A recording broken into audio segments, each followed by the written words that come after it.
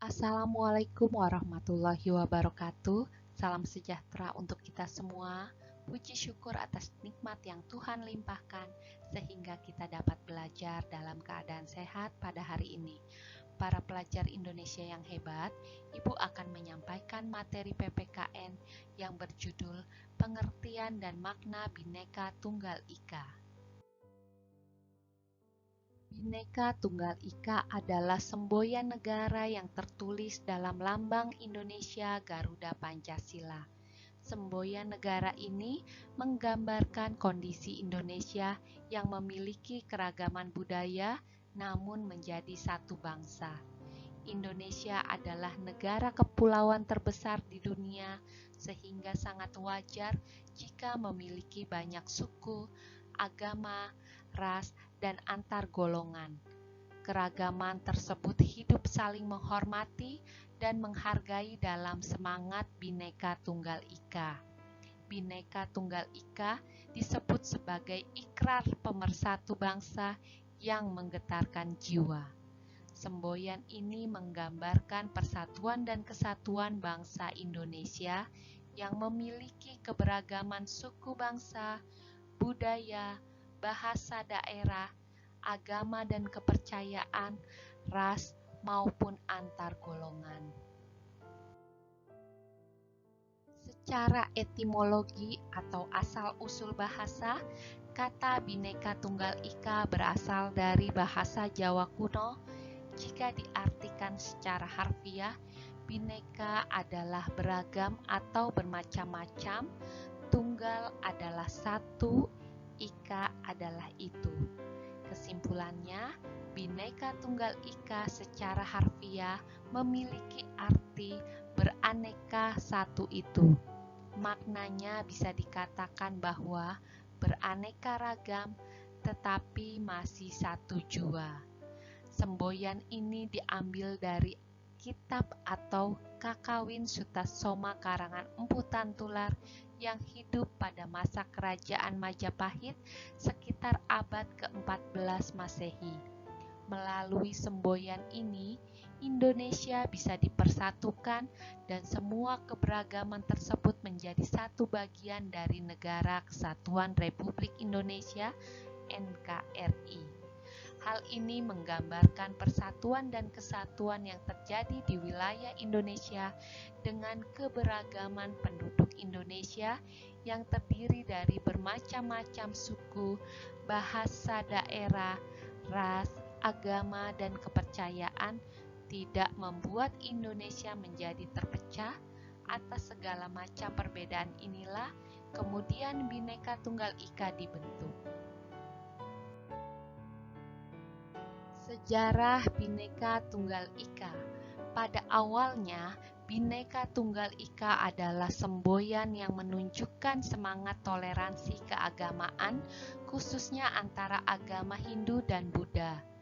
Dalam buku Bung Hatta Menjawab tahun 1979, Muhammad Hatta menuliskan bahwa usai merdeka, semboyan ini dicantumkan dengan lambang yang dibuat oleh Sultan Abdul Hamid di Pontianak dan diresmikan pemakaiannya oleh Kabinet Republik Indonesia Serikat atau RIS pada tanggal 11 Februari 1950 sebagai semboyan lambang negara. Melalui semboyan ini, Indonesia kemudian menjadi Negara Kesatuan Republik Indonesia (NKRI). Bhinneka Tunggal Ika sendiri diteliti pertama kali oleh Profesor H. Cairns tahun 1888. Semboyan ini sendiri pada mulanya tertera dalam lontar yang tersimpan di perpustakaan kota Leiden. Semboyan ini kemudian diteliti kembali oleh Muhammad Yamin di tahun-tahun berikutnya dan kemudian ia tuliskan di dalam bukunya 6.000 Tahun Sang Merah Putih pada tahun 1954. Sejarah semboyan Bhinneka Tunggal Ika menempuh proses evolusi dan kristalisasi mulai sebelum kemerdekaan. Pergerakan nasional 1928 sampai berdirinya Negara Republik Indonesia pada tahun 1945 setelah dijadikan sebagai semboyan bangsa Indonesia, Bhinneka Tunggal Ika menjadi pernyataan bangsa Indonesia yang mengakui realitas bangsa yang majemuk namun tetap menjunjung tinggi persatuan.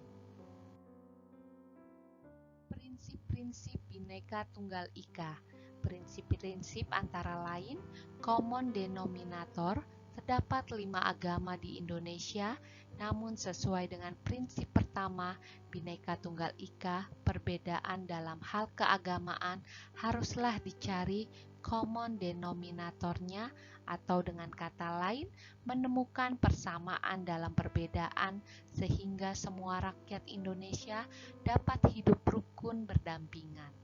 Demikian juga dengan berbagai aspek lain dengan segala perbedaannya di Indonesia, seperti adat dan kebudayaan di setiap daerah. Semua keberagaman adat dan budaya tersebut tetap diakui keabsahannya dengan segala perbedaan yang ada, tetap bersatu dalam Negara Kesatuan Republik Indonesia. Tidak sektarian dan eksklusif. Tidak sektarian dan eksklusif maksudnya dalam kehidupan berbangsa dan bernegara, setiap rakyat Indonesia tidak dibenarkan untuk menganggap bahwa diri atau kelompoknya sebagai yang paling benar dibandingkan orang atau kelompok lain.